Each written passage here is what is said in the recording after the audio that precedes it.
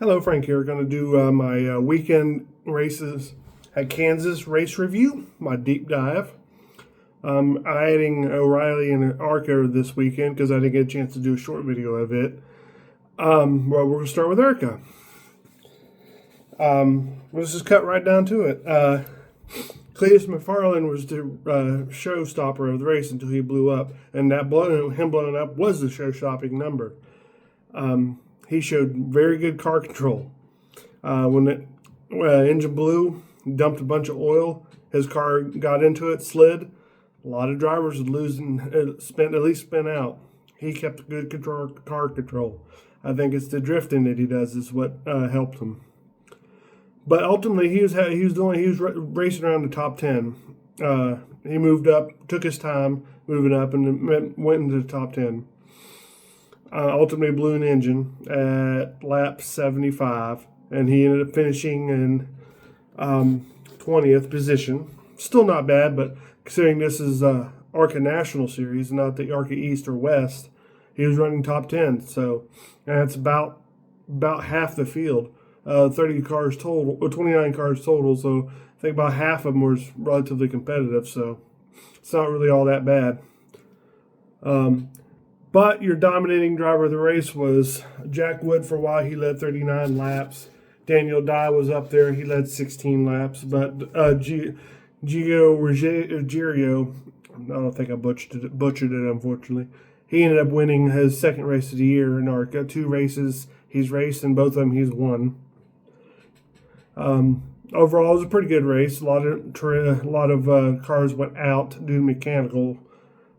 But I think that's because of the money gap between the bottom teams and the upper tier teams. Because you got your Joe Gibbs and your Joe Fry or Joe T and your Heat Wave group, all those other teams that just basically have the money, and you got these small teams that's just making ends meet. I mean, there's a couple of them probably doesn't even have the car to even race competitively. But overall, that was a decent race. It was exciting until Cletus went out. His buddy Squirrel was in this race, but they don't have it listed as a Squirrel. They have his natural name is George. He finished 12th, so he can say he outran Cletus, outfinished him. I'm sure he's already said that too. But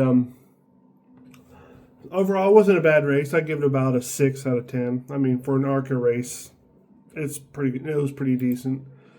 In my opinion, the best race of the weekend was no surprise was O'Reilly Series. They just have the perfect car. When NASCAR designed these cars for the O'Reilly Series, it was perfect. It's like almost reminds me of the Gen 4 car with a little bit of Gen 5 with a car tomorrow flair to it. It's like the perfect car. I wish the Cup Series would have went with this kind of similar car, but I digress. This race started off with a big bang. Karsten Quaffel got loose by the help of William Byron, which damaged his car, rendered him not strong enough to win as a result, but he still hung in there. He got loose off of and got turned off of William Byron's car. And as he hit the wall, or slightly before he hit the wall, he gets hit by Parker Retzlaff, which the combination of hitting the wall will lift the back of the car up, and while that's going on, you'll have Parker hitting him in the side of the car, which just caused the car to spin, and then as it spun, it collected air, and it just kind of ended up being a blowover. You don't see that kind of wreck at Kansas very often. Usually, I've seen them smaller tracks like Bristol when Rusty flipped in practice one year, but ultimately, you see, I've seen more at Michigan than I have any other track. But when they happen here at these smaller tracks, they generally be kind of heart-stopping. A prime example is 1997, right before, I think it was the last race on the old layout at Atlanta Motor Speedway, when Steve Grissom clobbered the inside wall and exploded the fuel cell. But that just kind of told you what kind of race it was going to be. It was a good race, few cautions. I think we had One, two, three, four, five, six, 7 cautions total, including the stage breaks and competition. But we had, it was a pretty good race. You had your comers and goers. Brandon Jones was one of the cars to beat all day long, but he had a uncontrolled tire in the last pit stop, green flag pit stop at that. That pretty much took him out of contention, but he did fight back to finish 12th. Your winner, Taylor Gray, he won the race. So it's him and Sheldon Creed both led the same amount of laps, 48. Sheldon Creed was showing maturity and some strength now, and especially since he's got his first win of his career in O'Reilly Series. But this isn't Tyler Gray's first win, but it's his first win of the season. Excuse me. Although overall, I'll give it probably about 7, maybe an 8 out of 10. It was a really good race. I enjoyed it. Had a pretty good finish. Sheldon Creed was closing him. I think if he had another 5 to 10 laps, he probably would have passed Taylor Gray because I think he had the tire advantage at the end. Your point standings, as of right now, your top 12 that's currently in the chase is Justin Allgaier, Sheldon Creed, Jesse Love, Corey Day, Brandon Jones, Sammy Smith, Carson Quaffle, Austin Hill, Taylor Gray, William Swalach, and Parker Retzlaff, and Raja Karuth. That's your top 12 as it stands right now. Justin Allgaier has a very comfortable 2-race lead over second place Sheldon Creed. So, I mean, Justin Allgaier, he's like the main guy in the O'Reilly Series to be. He's got experience. He's been doing this a long time, which leads into why he's a career driver. We're going to see probably more of that in the next probably 10 years, mainly because of the age of most of the Cup drivers. But that's going to be a video of mine in the future. Overall, this was a good race. Like I said, it was the best race of the weekend. So let's move on to the Cup Series. The Advent Health 400 or the Boring 400, depends on who you're rooting for. I told you all in the my pre-race breakdown that Tyler Reddick was probably going to win it, and you needed to put your tinfoil of hats on. He won. Doesn't mean I like it, but I just knew he was probably going to be the one to beat and maybe win it because 2311 is good at this track. He didn't dominate. He had a top 5 car. He had basically, I think he's going to win it. He was probably going to win it regardless. He was catching Denny Hamlin before the only caution for cause. He was catching him, but had a fuel hiccup. He said he was out of fuel, but I think it was like a burp in the fuel or something, or maybe even a fuel cell problem because that's been common in these Cup cars. Maybe it was just like a fuel pickup issue, like temporarily or something, that caused him to lose all power momentarily. And if he was out of fuel and it stayed green, he probably wouldn't have won at that point if he ran out. But it was Denny Hamlin's. I mean, he was the car to beat. He led 131 of 274 laps. It should have been his. It should have been his second win of the year.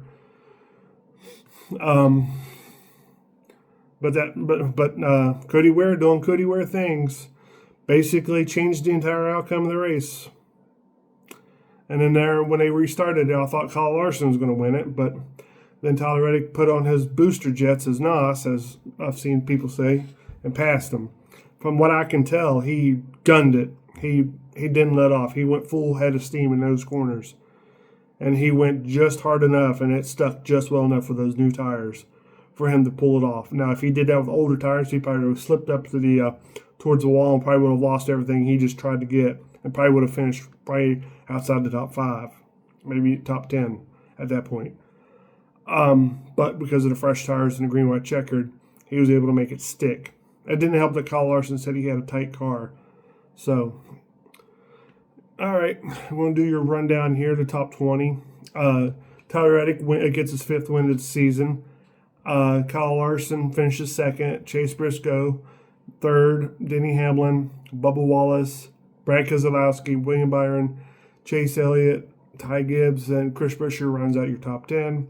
Outside the top 10, you got Ryan Preece, Austin Cindric, Carson Hocevar, Riley Herbst, Corey Heim, Austin Dillon, Todd Gilliland, Alex Bowman, his first top 20 finish of the season. So good job there.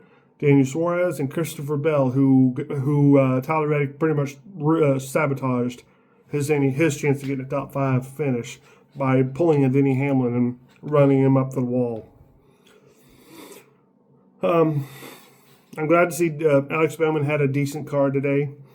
At least good enough to finish out in the top 30, because that's where he's been finishing when he was racing. Got to give a shout out to Corey Heim. He's skipping the Xfinity Series or O'Reilly Series and going straight to Cup so far.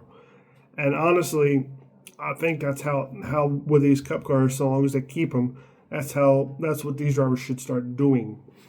Because the Trucks Series is very similar to the Cup Series in way they are. Because you got drivers like Ty Gibbs, who spent 4 years before he got his first win and before he became competitive. You got Austin Cindric, who's still kind of hit and miss, but he's getting better. These drivers coming in now into this, going from O'Reilly to Cup Series, is struggling to get used to that car because it's so different. But you got drivers like Corey Heim, Carson Hocevar, and Zane Smith.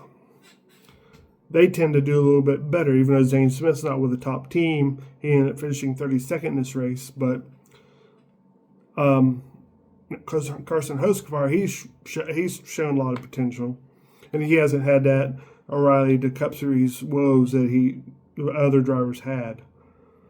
Also got a shout out for Riley Herbst. He gives us another top 15 finish. He's starting to show some signs of life, but ultimately I think he's not going to be driving that car next year.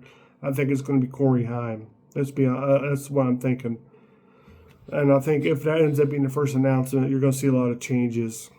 I expect Riley Herbst to probably drive for Legacy, maybe if he stays in Cup.